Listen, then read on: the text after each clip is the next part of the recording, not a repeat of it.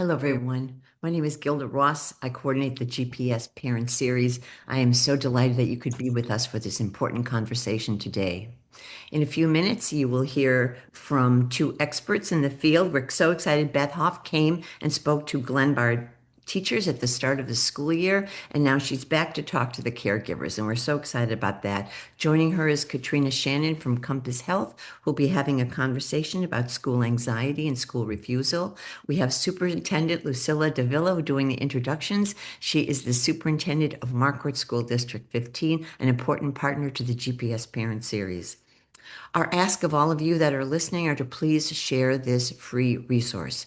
Everyone is welcome to GPS. Please tell your friends, your neighbors, your relatives that everyone is welcome here. Always free, never any registration. And there's so much around the opportunities and the challenges of raising teens today and preteens and younger children as well. So take a look at the website and find the programs that speak to you and do join us. Very quickly, I want to mention some of our upcoming events in the next few weeks. Next Tuesday, we will be welcoming Dr. Ethan Cross and Dr. Jamil Zaki. Dr. Cross is from the University of Michigan. His two books are Chatter and Shift, How to Shift Your Emotions So They Don't Manage You. He'll be in conversation, as I said, with Jamil Zaki. His book is called The War for Kindness. That is on December 2nd at noon and 7 p.m. Via Zoom. And then the Thursday of that week, we'll be talking about why college is for you, why higher ed includes you. That's on Thursday, December 4th. That program is in Spanish and in English with a separate link for those two programs. Timothy Fields will be with us from Emory University. He's the author of The Black Family's Guide to College Admissions. We go into the next week in December, and we will be talking about college again. It seems to be the topic for December. Jeff Selinko's first book was called Who Gets In and Why. He's back with his new book, Dream School, and he'll be in conversation with Ron Lieber, who's written a book about the most important financial decision your family will ever make, and that is college. That should be a great program on December 10th. We conclude the month talking about mental health in high school, in elementary school, and in college with Christopher Willard. That is on Tuesday, December 6th, noon and 7 p.m. Lots to look forward to, lots to circle your calendar about. At this time, it's my honor to introduce to you the superintendent of Marquardt School District, Superintendent Davila, who will take it away. Thank you so Good much. morning, everyone. Thank you for having me this morning. It's been a privilege to be here. It's also a privilege to introduce Dr. Beth Houf, the STEAM principal of Capital City High School in Jefferson City, Missouri. And she's a co-author of Lead Like a Pirate. She brings a wealth of experience to her role, as well as Dr. Houf serves at the elementary, middle, and high school levels, demonstrating her commitment to leveraging the voices of students and staff to transform educational practices. She's been actively involved in local, state, and national principal associations as well. Dr. Houf has also served as an adjunct professor at the Westminster College. Her work has been featured in prominent publications such as the Washington Post, Ed Week, NPR, and she's also a sought-after speaker of the national stage. Dr. Houf's exceptional achievement has earned her numerous prestigious awards. Joining Dr. Houf for a conversation on school anxiety and absenteeism is Katrina Shannon from LMFT at Compass Health. We are honored to welcome both Dr. Houf and Shannon to the GPS Parent Series community today. These are very important topics today, talking about absenteeism and anxiety in the schools. And as superintendent, I'm in the mix of all of that work. So I'm honored and privileged to be here today. Thank you. Thank you so much for that great introduction and warm welcome. So excited to get us kicked off today, talking about a topic that is very dear to my heart for many reasons, because while I am a very proud principal, I'm also a mother of two. I can't say teenagers anymore because my oldest is 21. So you'll get to meet them here in just a second, but I'm so honored to join you today. So I want to start out by introducing my children. My first son, Paul. This is Paul's very first day of kindergarten. I was Paul's principal. And then Paul, he's that typical oldest child. He was in the gifted program. Here's Paul, first day of sixth grade, moving to middle school. Mom moved with him to middle school. I was Paul's principal for 9 years. Yes, Paul told me that when he went to high school, if I went with him, he would disown me. Paul, though, again, he was that, even though he was with me for 9 years straight, he was that typical. I felt like my parenting skills were so strong. Paul went to Mizzou. He is a senior there, but guess what? Mom went with him. And so I joined him at Mizzou, got my doctorate. I did finish before him, thank goodness. And then he's graduating this spring. But there's just nothing quite like parenting and principaling at the same time for sure. So once I thought parenting was so easy. So I was like, well, we'll try this again. 7 years later, I decided to have Dawson. And Dawson, look at him, he's very cute there. He's now 15, not quite as a little different, but I thought I had it down. And as you can see in this picture, the second child, holy moly, definitely wasn't the same.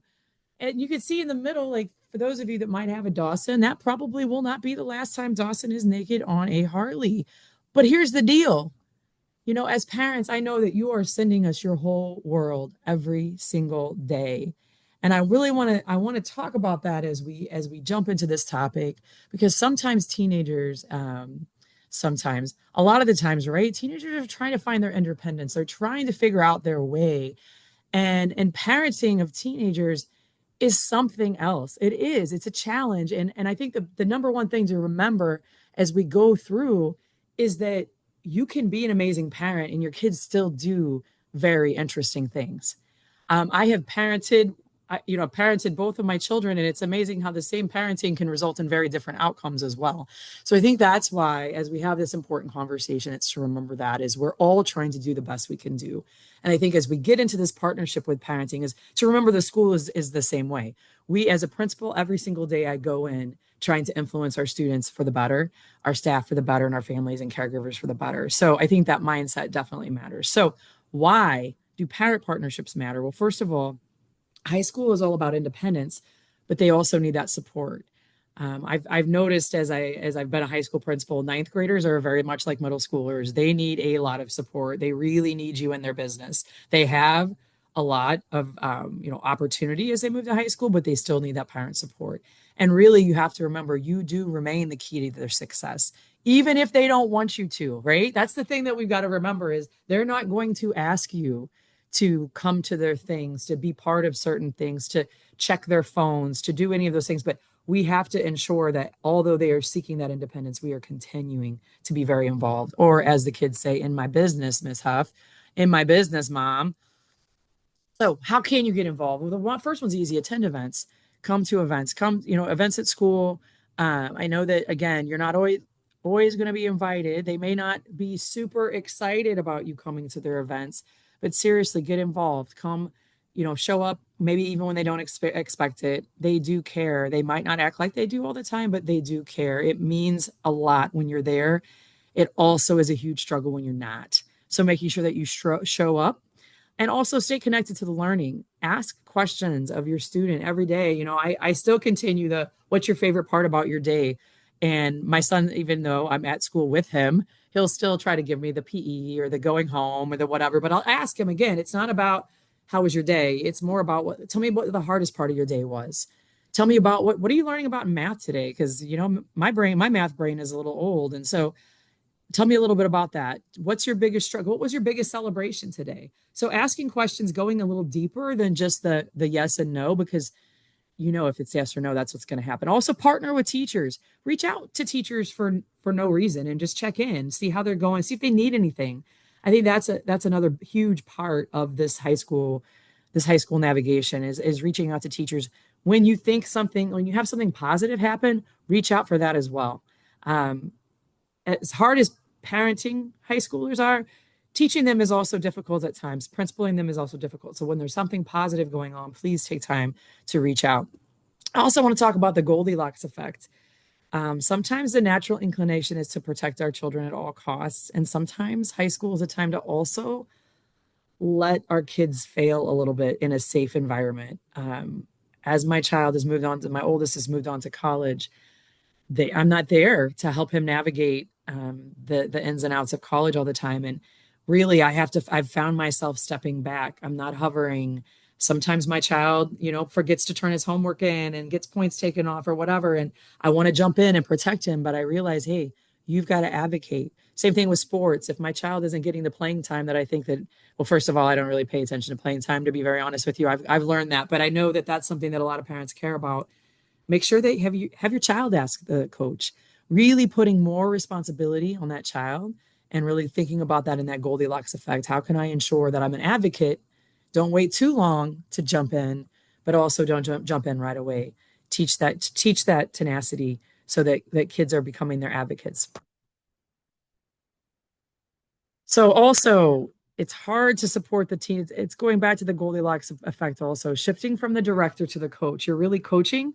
You're not as much, especially for those new teenage parents. It's really about encouraging self-advocacy. We want our students to really speak up for themselves and guide the problem solving.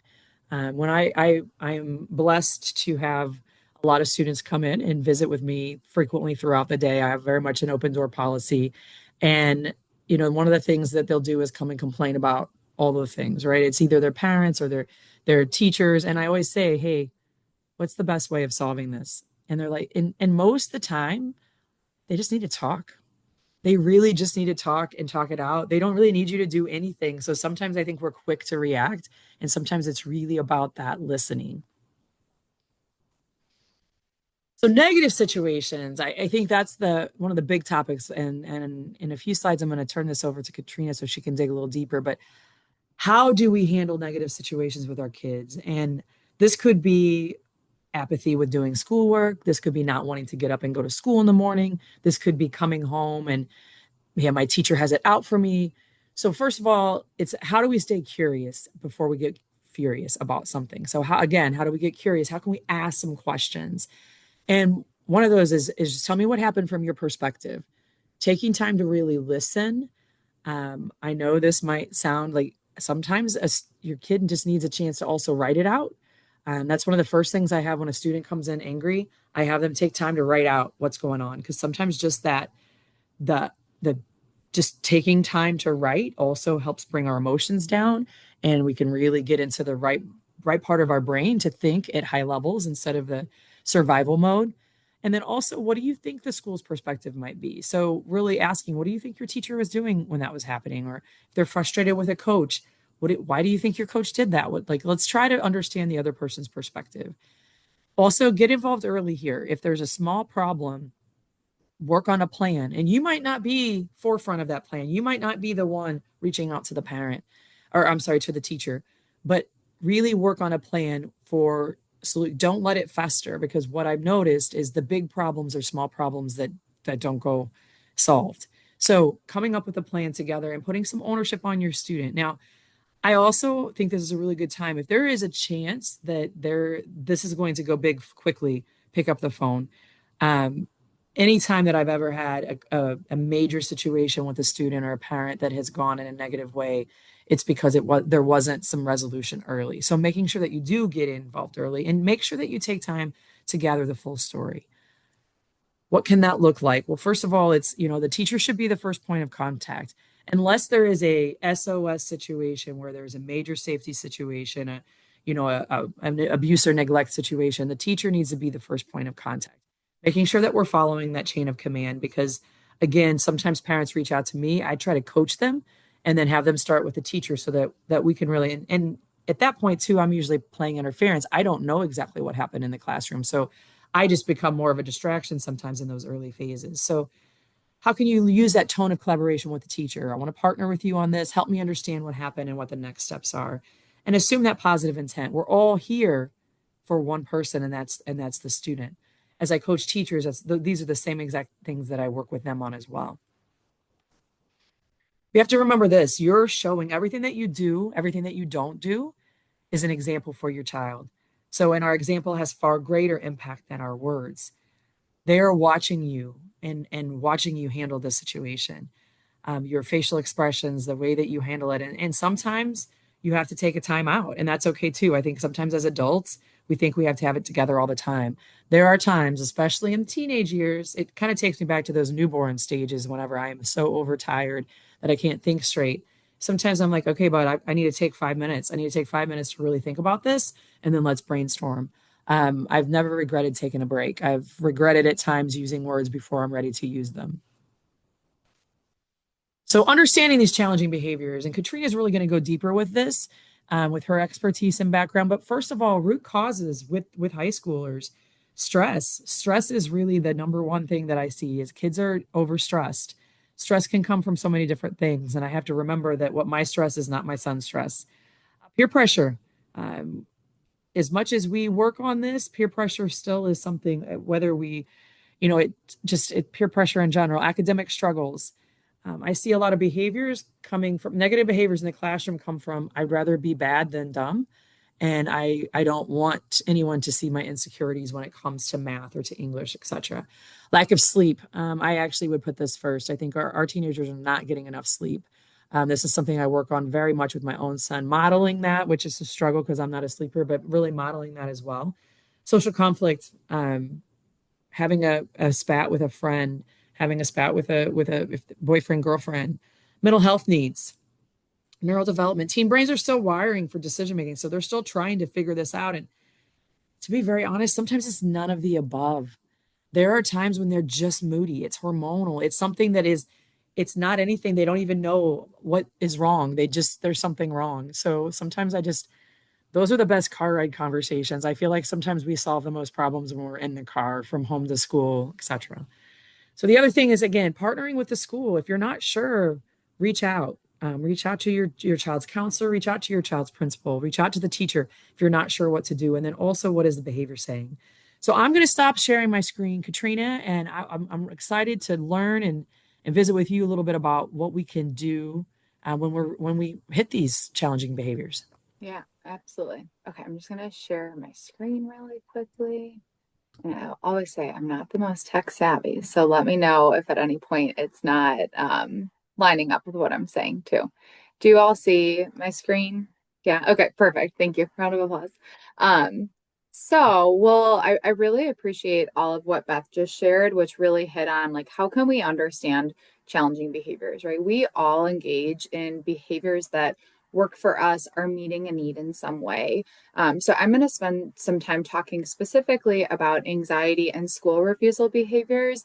I am though, Beth, I feel like you really named a variety of challenging behaviors. So I do want to, as much as possible, maybe be able to identify like where could some of this generalize, and ultimately it is really trying to just understand what's going on, what's driving this behavior that I'm seeing, and really just getting curious and trying to be there and be present. So as we're talking about anxiety and school refusal, we'll get into what's driving it, but I do think it's just important to even highlight this is relatively common.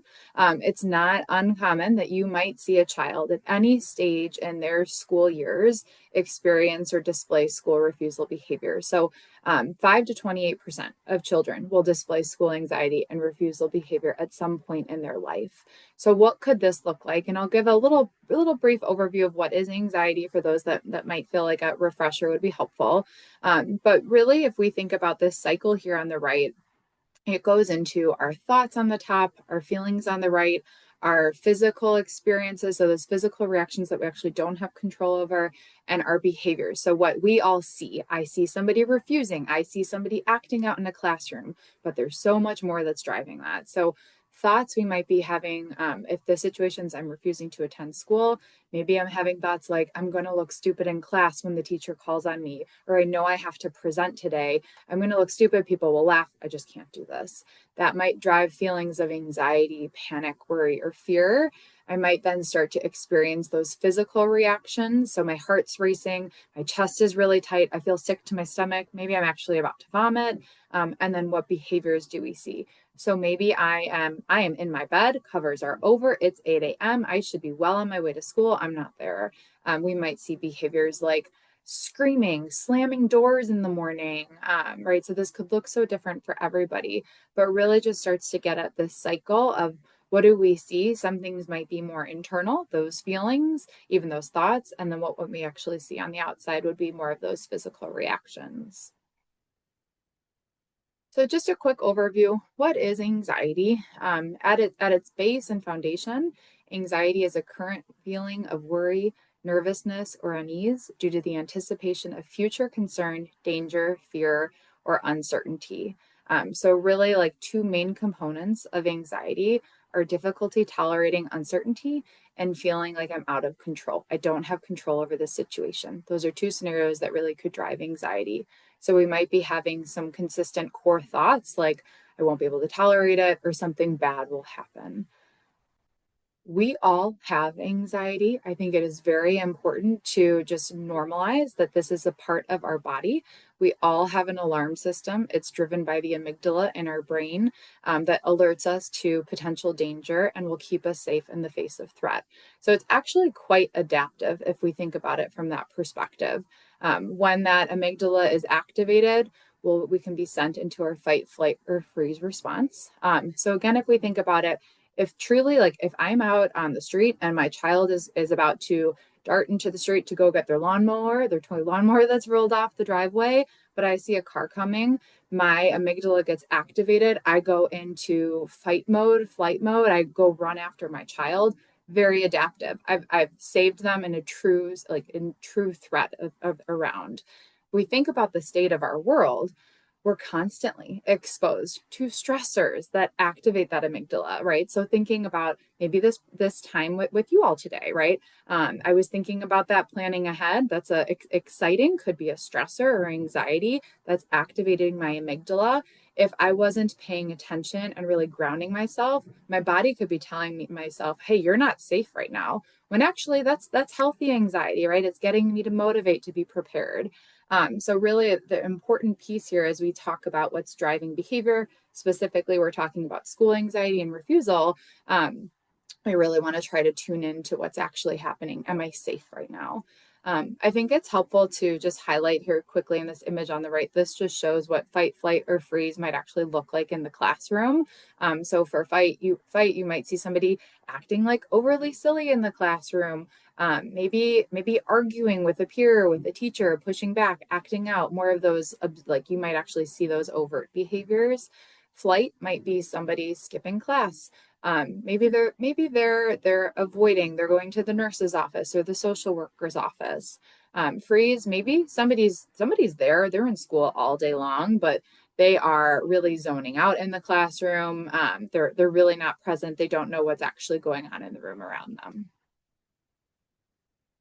So again, just more signs and symptoms. I kind of talked through that cycle at the beginning with our thoughts, emotions, behaviors, physical reactions. Somebody struggling with anxiety, we might see some of those cognitive challenges like worrying, literally in the definition of anxiety, anticipating negative outcomes. Something bad's going to happen if I do go to school today. The emotions, we might see fear, irritability, anger. More of those like limited positive emotions would be maybe if you might hear somebody say, I'm just not seeing my child engage or love the things that they once loved to do. So start to see an impact there. Physical things that we don't actually have total control over. Our body takes over. We start feeling more of those physical symptoms like our stomach, our heart. And then the behavior is what we might actually see: withdrawing, refusing, fighting, arguing, slamming doors, crying, yelling, temper tantrums. So as we think about kind of this foundation of anxiety, what does that actually look like for school refusal, and what is school refusal? I think I really like talking about what school refusal is, because it's also important to say what it is not. It is not necessarily my child's just being difficult, or they're refusing and they're being manipulative. Right? We want to really understand what is driving it. So school refusal is typically child motivated refusal to attend school, or maybe we get there, we have a hard time being there throughout the course of the day. It's typically anxiety based, and we might see a combination of maybe more typical anxiety symptoms. So maybe that worry, that fear, a little more panic. We might hear somebody verbalizing it, and we might see some of that acting out behavior. So the fighting in the morning, putting up a big fight to get in the car and go to school, that might make us seem like they're just choosing to not do this. But that's really kind of going back to what Beth said, where we really need to get curious and understand.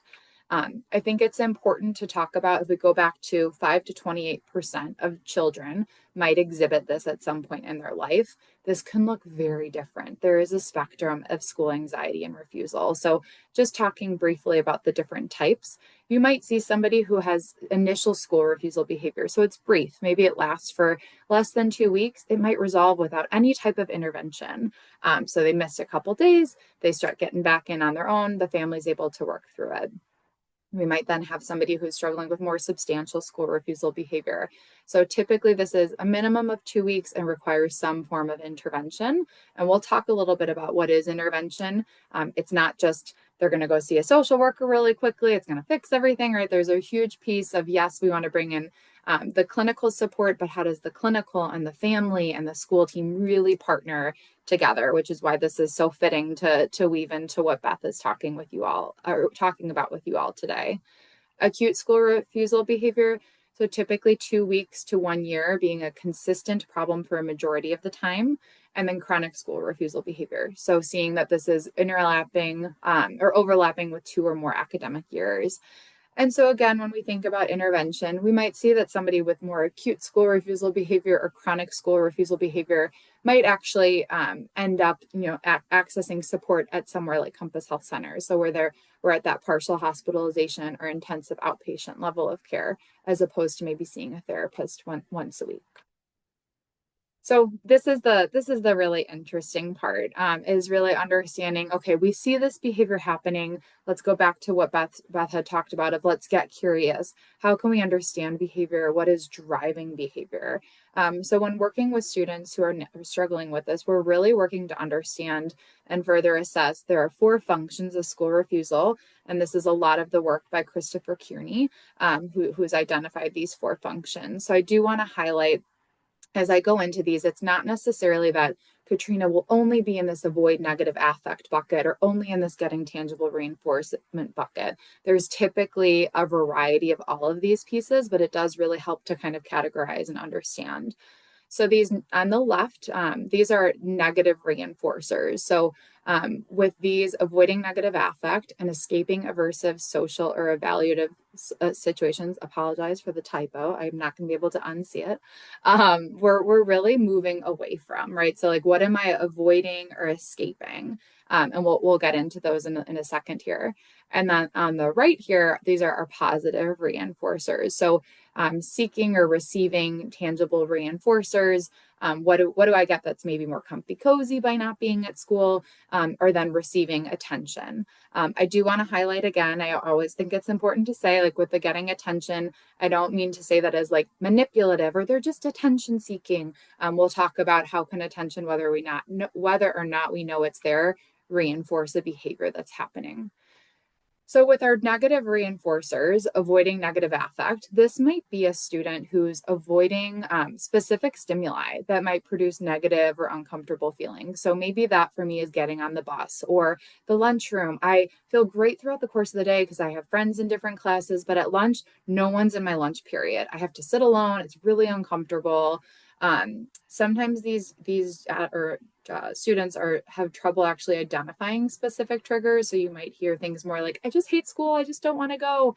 They could be younger, 5 to 11. That is not to say that somebody who's in high school might not exhibit this category.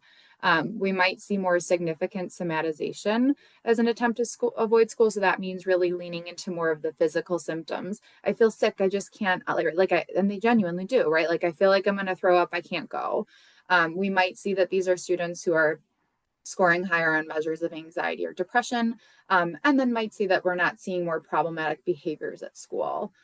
For those avoiding aversive social or evaluative situations, this might be students who are struggling with thoughts of like, I'm not good enough, I'm comparing myself to my peers academically, extracurriculars.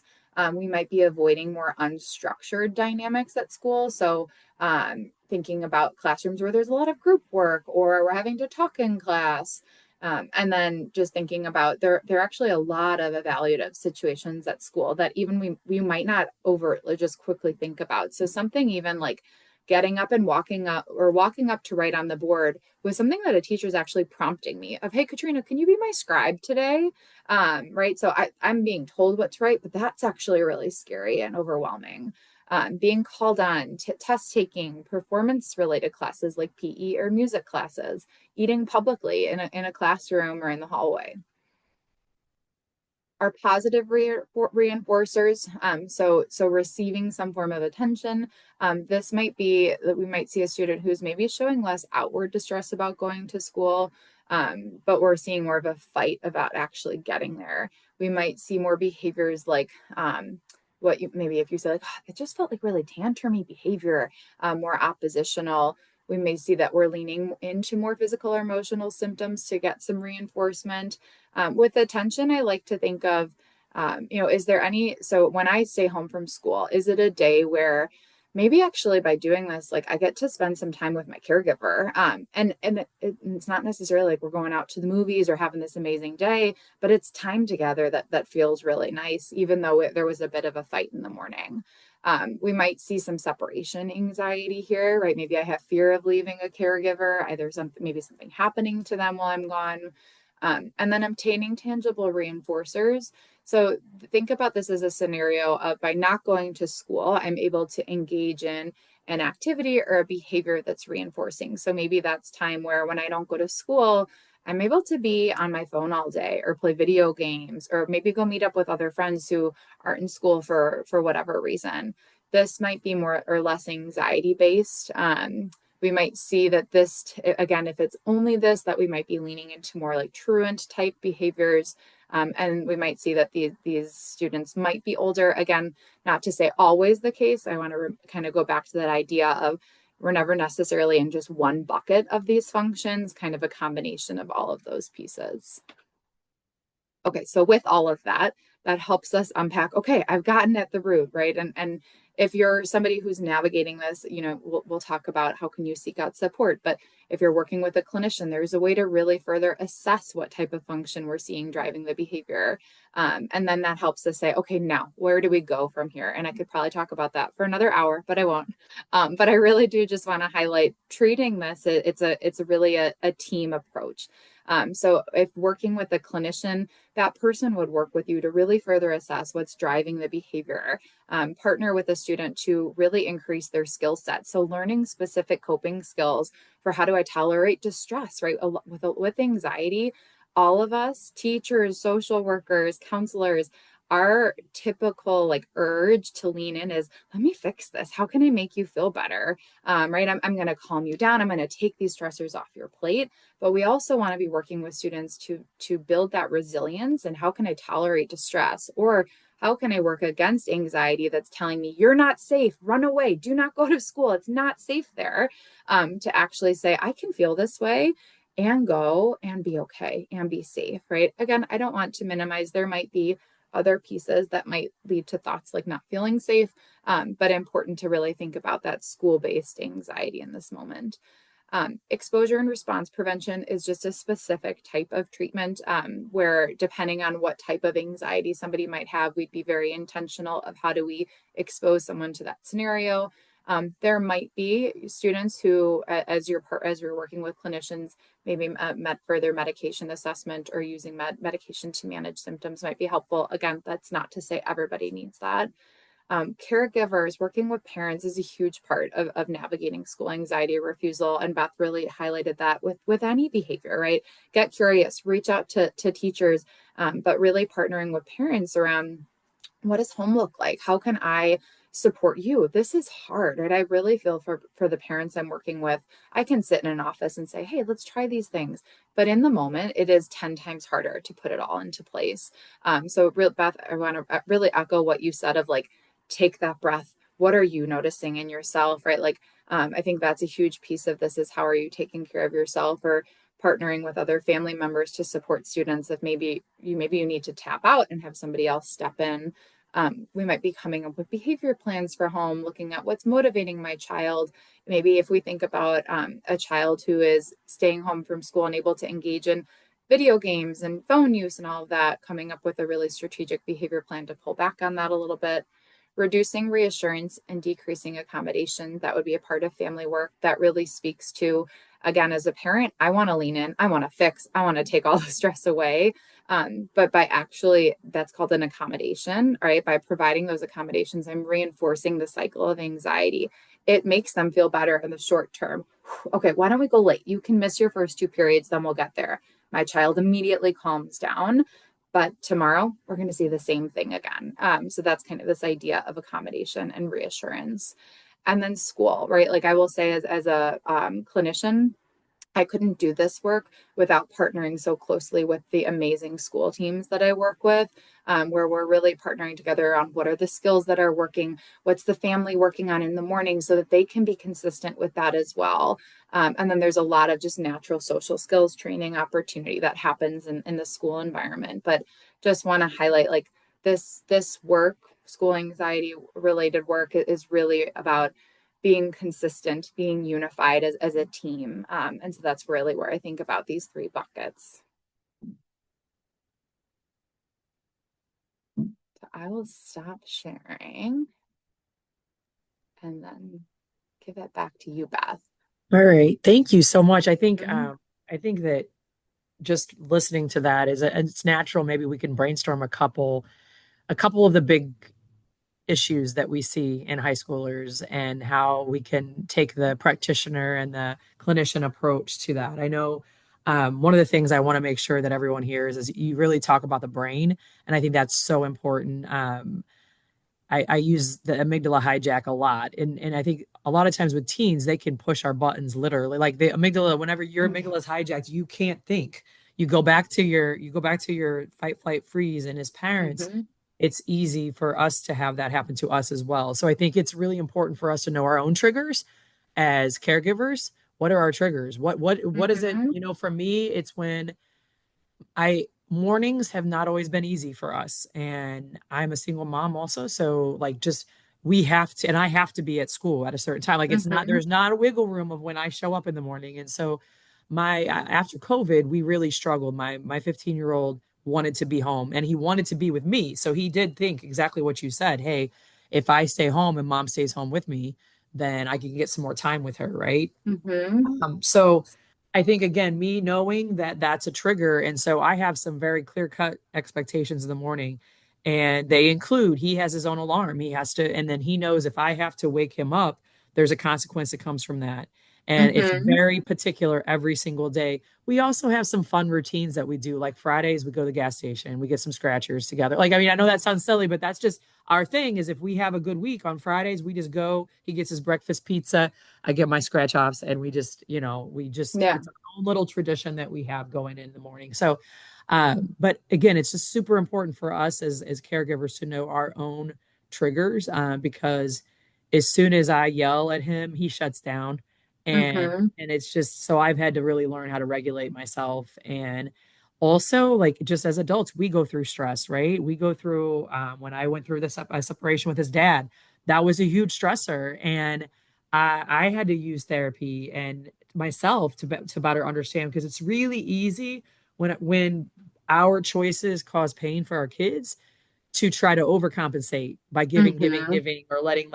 And so I really had to also, and I think I share that vulnerably because I think there are parents that will be listening to this going, oh my gosh, you're a principal, you have everything down perfectly and your life is perfect. And that's definitely far from the truth, right? I have my own struggles as a parent as well. So I want to echo that because I think, first of all, if anything else, if anyone misses anything else from this webinar, it's to know your own brain, know your kid's brain. And like if you're not regulated, an unregulated adult cannot regulate a Mhm. dysregulated teen. And I think that's the Mhm. part sometimes where it's just important. Yeah. So so some of the biggest things that I see, the number one thing I probably see, to be honest, is like my student failed a test. And so what do I do? The teacher, like a kid came in, he studied hard for his math test and he bombed it.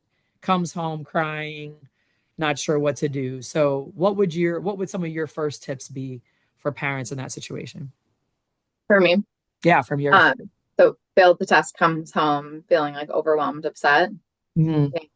I think first piece is to sit with that child, right? And give them space to talk through what's coming up. I think even the fact that they're coming home and being honest is huge. So to give them the space, I think depending on the child and on the family or parent dynamic, I would even be curious of um, what is that child typically looking for in terms of support, right? Support for everybody looks so different. So what I might want from somebody in that moment versus Beth versus Gilda could look very different. And you kind of hit on that, Beth, too. Like when you talked about parenting, each of your children looked different, right? So I think that piece would be in the back of my mind of, do I already know what they find helpful? Some people are just looking for validation, which I do think no matter what would be very important in this scenario. Reflecting back what they're hearing, right? You failed your test. You're really worried that this is going to impact your GPA and getting to college. That makes sense. And then I'd work to probably try to help them if they're having some of those anxious, negative, almost what I call like hot thoughts, to if they're open to it, like try to challenge a little bit of, okay, have you had scenarios where you felt this way in the past and actually your GPA has been able to like stay relatively stable, right? Like if they're going into this anxiety spiral. But I think the biggest piece would be providing validation. And if, letting them know that you're there for them and asking what they need. How can you support? Definitely. Thank you. I think from the principal perspective on that one too is, and then really encouraging your child to take ownership for next Mm-hmm. steps. So hey, help them draft an email to their teacher and say, typically teachers already have the policy or procedures for if there is an opportunity to take a retest or retake, what would that look like? Is there tutoring that's available? I Mm-hmm. think being proactive in that way is, how can I come to tutoring? I think too, also identifying how did you study? Because for the most part, I don't study with my child. I put, if schooling requires me at the high school level, then I know there's a missing link. So if my son cannot do his work independently, there's some type of a misconnect or disconnect there. So that's where I mean, will I help support him? Do I provide a space for him? Yes. My goal is typically to have his stuff done before we leave school too, so that way we can come home and not have to worry about that. But again, how do we reach out? How do we identify behaviors? Because I know my older son, when he would say he studied, that would include the television being on, music being on, so many distractions. And I was like, so how's that working for you? Like help me understand how you are really able to lock in. You also hit Katrina on it looks different, right? And I have two very different kids, but they're also two very different kids and with lots of personalities. So Mm-hmm. what works for me one day might not work the next day. And so Mm-hmm. and then I also have to remember it's not always what I say, it's how I say it too. Yeah. I'm kind of snarky sometimes and like to joke around. So I have to remember, his 10, it might not be my 10, but it's his 10. And Yeah. I have to Mm-hmm. remember that. I have to remember that, yes, I'm dealing with like adult problems right now of how do I ensure this is going on or, this is going on or have this health issue going on. But that situation that our high schooler is facing, that's their 10. That's all they know to be their 10. So like I think sometimes parents are quick to try to diminish the just the importance that a kid feels of something. So to me, it's like, how do I have that? I don't want to have an empathy gap, right? I don't want to Mm-hmm. have an empathy gap, and it's sometimes hard the older we get to remember what it feels like to fail an assessment. So Mm-hmm. I kind of try to remember if my boss came in and I had a horrible like review with my boss, that would like eviscerate me. So I have to remember, hey, that might be how my child is feeling too. Mm-hmm. How about the flip side though? What happens when your child bombs an assessment and they don't care? Because that's Mm-hmm. something I also see. What would be some steps you would provide for Oh, parents? that's a great question. I think it also probably, again, is probably going to be the most annoying response. Like, I think it also depends on the situation and the child, right? Of is this a consistent pattern that's happening, and we have significant concerns related to this, where maybe we're seeing some school refusal behavior. So maybe they didn't do well on an assessment, and they're not attending consistently, and now this is impacting them in a lot of areas. compared to maybe, is this actually, a student who's struggling, like is navigating perfectionism and is always like, I have to get the best score. And this is actually a shift of, they're not like breaking down and panicking about not doing as well on an assessment. And maybe that's actually, well, we want them to do their best. Maybe that's actually a glimmer of, wow, my child is sitting here telling me that they didn't do well, and they're okay. Like they're tolerating it, and they're able to thought challenge around that. So I think that's an important call out. And I think trying to trying to understand, why don't they care? So if somebody came home and just said like, I don't care, it's not a big deal, I'd want to understand their perspective, right? I think kind of striking this balance of, if you go in and say like, well, this is a big deal, and you're pushing, right? You might actually push them away, and then we're not able to engage in the conversation. So leaning in with curiosity would like, help me understand more why you're not concerned. Because I can imagine if I was in your shoes, I might be, and maybe we're different. And trying to learn from that to see, okay, where do we need to go from here? You know, Listen, we had a program the other day about the self-directed child, and they really wanted to emphasize this fact of, as your children get older, this need to how we need to shift to give them more ownership, more autonomy. Mm-hmm. So we hear that, and that we're all relating our own personal experiences, and for me, that was what I really needed to learn, that when we overmanage, it becomes our success and not their success. Mm-hmm. That's when it finally hit me. But, there were so many things that you've talked about that really struck me. I really think the challenge as a parent, and superintendent, you can chime in here too with your own personal story. But for me, I feel like that is the crux of the issue. Um, that we want to make it easier. We want to make it better. We have to fight this urge of fixing. I always say this, of fixing the road for the child as opposed to preparing the child for the road. And I think that is really where, and what something you said that really, really struck me, that in this fixing it for our kids, that really is an accommodation. I mean, I never thought about it. It's as simple as that. That Mm-hmm. and so, this is another thing that keeps coming up over and over in GPS, being curious, asking Mm-hmm. questions. And the other thing that comes up is one of our speakers was talking about how when we check student stress levels, we find if we stay in empathy, if we stay in reassurance, it's when we stay in empathy that their stress levels go down. But when we go right past empathy to reassurance, that really does very little to assess their stress. So we hear it, you've said it so many times, it bears repeating, those communication techniques that we need to do, listen more. Mm-hmm. When it comes to, you talked about social skills, how that could Mm-hmm. so much be an issue for kids. What techniques can parents use to help children overcome that? Yeah.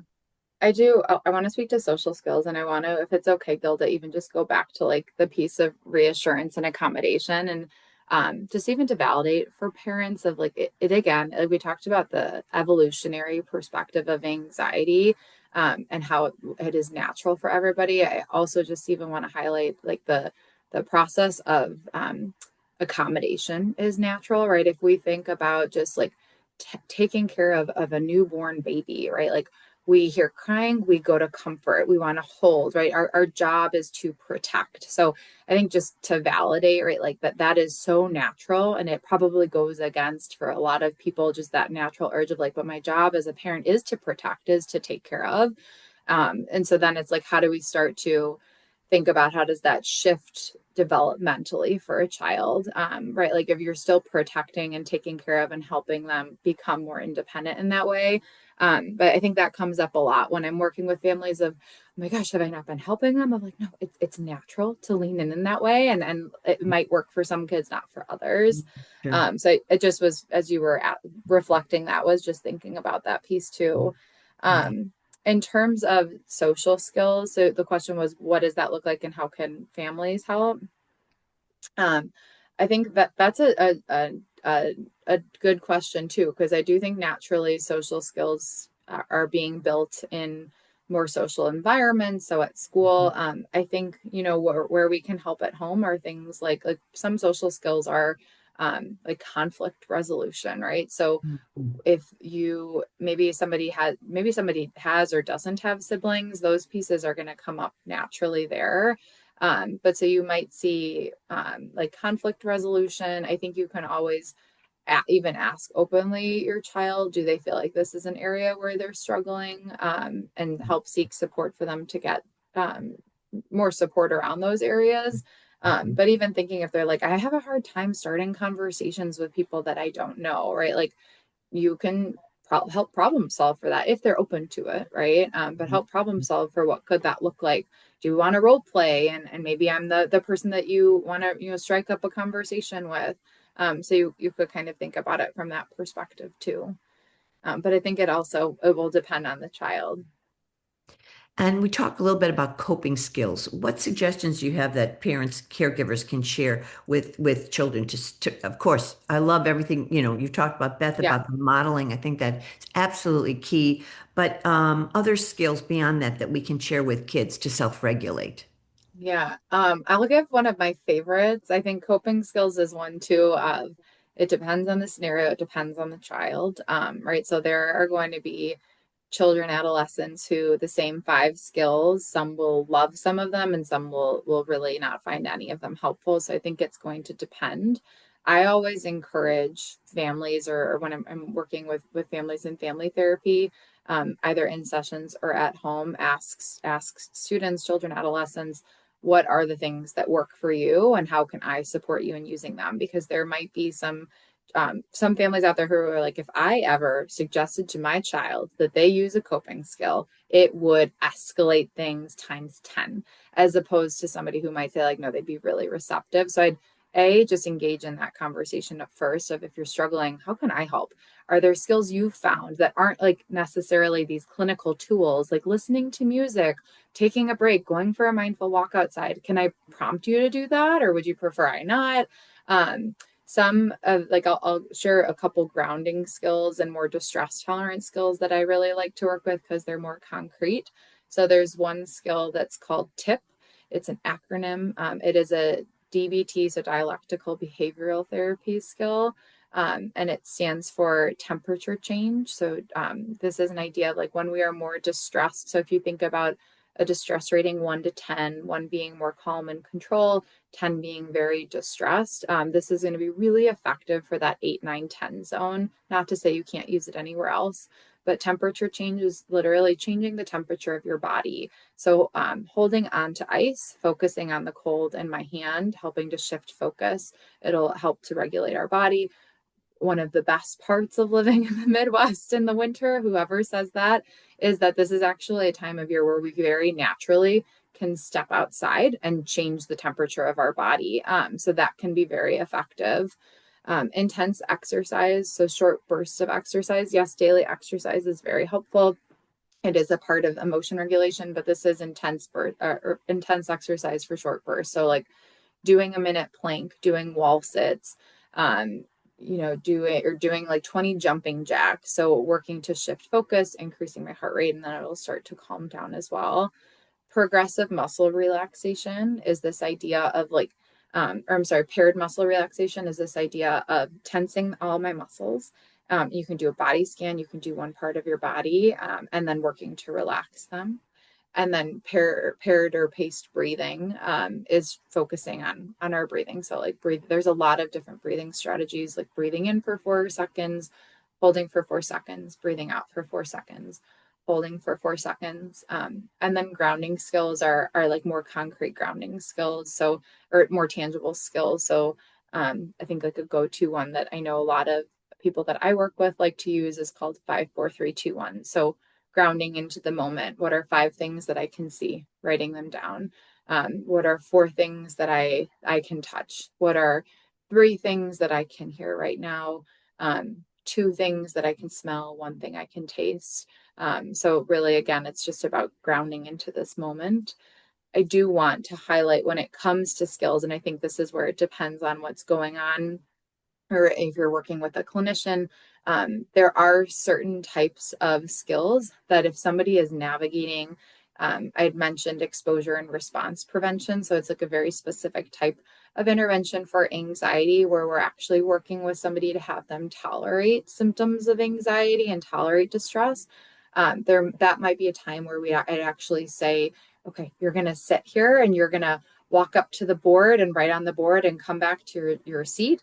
And I'm going to ask you not to use tip, even though you want to use tip to try to distract and tolerate distress. But I want you to sit in that anxiety and then we can kind of reflect. So I think that is an important piece too, would just be if somebody's navigating that, I'd encourage partnering with your clinician to kind of determine when and where does this make sense.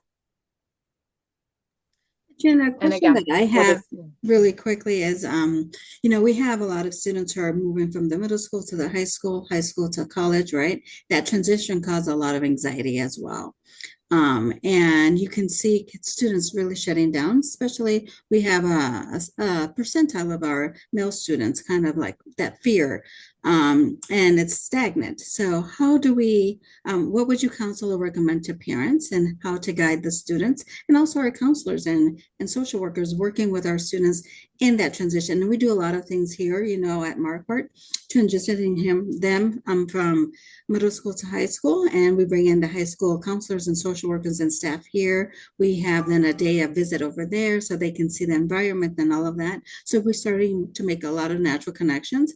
But other than that, right, there's still that fear because of the unknown. So how do we help not only our school system, but then also our parents navigate those two things coming together? Because it's very difficult for parents. And sometimes, like for instance, that component from high school to college, you have some percentile of students who are not wanting to go to college because of that. mm-hmm. I'm going to jump in real quick because one of the things, this has been a very big passion of mine. I've had the opportunity to be an elementary, middle, and high school principal now, and then having a college age student. I think the biggest thing is like real honest communication. So if you know you have an eighth grader and your eighth grader is struggling, like how, because I know I have a lot of parents that know this is going on, but they never talk to the school about it. They just think all the transition things are going, it's not one size fits all. So one of the things I do, I work all summer. So I always encourage when a parent reaches out to myself or the counselor, then I say, let's bring the student in all summer long. As much as you want to come, they can come in, they can walk their schedule. Having and encouraging the school to have more informal nights too, because again, you have the big stuff, you have the normal transition, but how might you just have, open times for kids to come and walk the school? How could you, if it's a true on the very far spectrum of anxiety, like how can they come when there's actually school in session too? So maybe I'm an eighth grader, it's February. I probably need to come in and navigate when there's a school full of kids.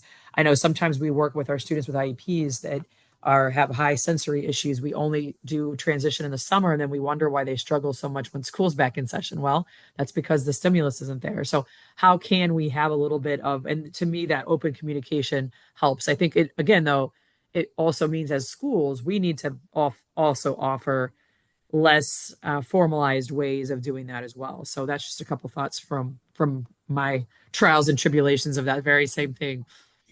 Thank you. Yeah, Thank you. that's awesome. I have a question for you, Beth, for Katrina.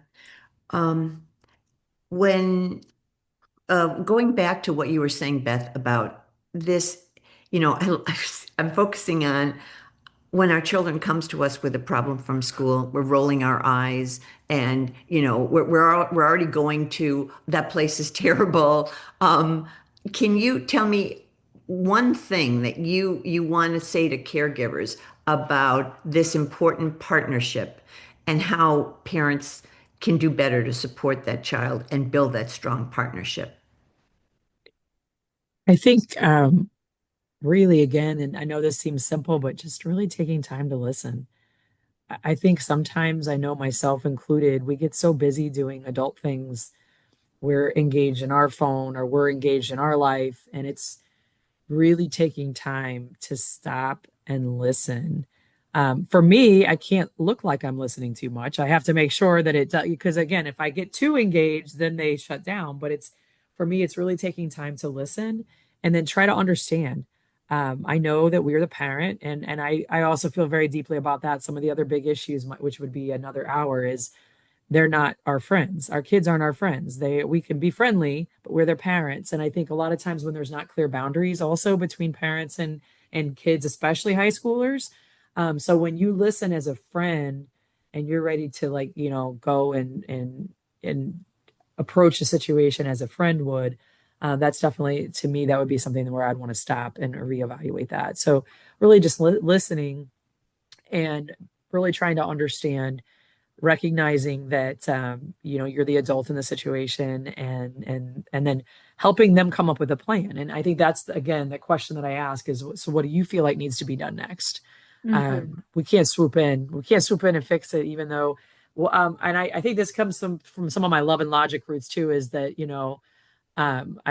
I would also say, would you like me to give you some ideas? So, like, instead of offering them automatically, just say, hey, would you like to hear how some other kids might deal with this? Or would you like to hear, same thing to parents. Parents don't want you to always just tell you what to do either. Like, so that one works for me. Is it okay if I offer some suggestions? So those are a few of to come off the top of my head. Great. That's great. I think also just present, gathering all the information, right? So the listening and listening to your child. And I think, Gilda, I heard you speak to, like, how can caregivers continue to partner with school of just as much as you can getting all the facts. And, like, I'm being realistic too about the school's resources, right? Not always reasonable that I can get, all right, I'm going to call the teacher and find out what happened, right? But trying to just understand as much as possible. And I agree with what Beth said of I think being mindful of boundaries and expectations and being consistent. I think just don't assume also that the school knows everything that's going on, because, again, I manage 1,200 students, and I try really, really hard to know them all personally, but I have a hard enough time with my 15-year-old at home, keeping up with him. So I think sometimes, a math teacher may have 120 to 170 Totally. students. It's okay. I think also, if you're going through something stressful as a family, let the school know. You can tell them the level of confidentiality you want, but again, I think just letting people know, we call that our handle with care, like letting them know that you don't have to go into all your details, but Yeah. it's amazing how people step up to support you when you let them know you need a little extra support. We talked a lot about, well, we could talk a lot about self-care and the role model. But I always think, and Beth, you mentioned about supporting the schools, coming to events. And I always tell, when I see a parent, I always want to mention, now go home and tell your child, I gave up an hour of my busy time because education is important and your success is important to me. And just reminding them that it's really that this is all for them. Superintendent Davila, any closing thoughts as we close this up, and maybe a thank you to our speakers? Well, first of all, yes, we can continue speaking about, anxiety and student absenteeism, because it's a topic that every district is dealing with, and the more we're connected with our students, the better it's going to be, because you have to have that relationship, you have to have the dialogue, and sometimes it's very frustrating because you have, like the speakers here said, you have multiple students and children, right? And they're not the same. So what worked for one student doesn't work for the other student. And I have a 24-year-old and a 21-year-old. So I went through all of those iterations and so forth. I wish I had this seminar beforehand and all the different, tips. But needless to say, our kids are really struggling today, especially with all the mental health components and so forth, and it's exacerbated right now. And the system is taxed because it's so overwhelming, and it's at a higher level than what only the schools can help with. So we have to really partner with the parent, with the clinicians, and it is a collective, collaborative effort that we need to really, really come together from district to the community and the clinicians, right? And that taxes the system. However, it has to happen, because if not, because right now we're seeing a lot of students who are very vulnerable coming into our schools at a very young stage, even kindergarten now. Mhm. And to see it at that level in kindergarten, it's pretty alarming. Mhm. So thank you both for Katrina and Beth for having us today and for having me be part of this experience. I learned a lot, by the way. All that to say, I appreciate you both, and I've learned a lot today. And you have given me some other strategies to bring back to our social workers and our counselors, and how to really work with the families and students. And that being said, this is a very complex issue that we really have to be really hands-on.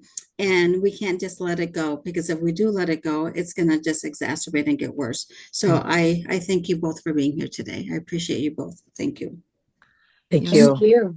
so much of our mission at GPS is the relationship is everything. You're probably going to win any argument because you have the wisdom and the age on your child, but the relationship is everything. And we always like to end with saying, love the child in front of you, not the child that you expected or imagined or dreamed about, that child who deserves all of your love. And yes, this is a challenging time for families. So, an important conversation. You've really helped us out today, everyone. Really appreciate it. Thank you so much. See you next time.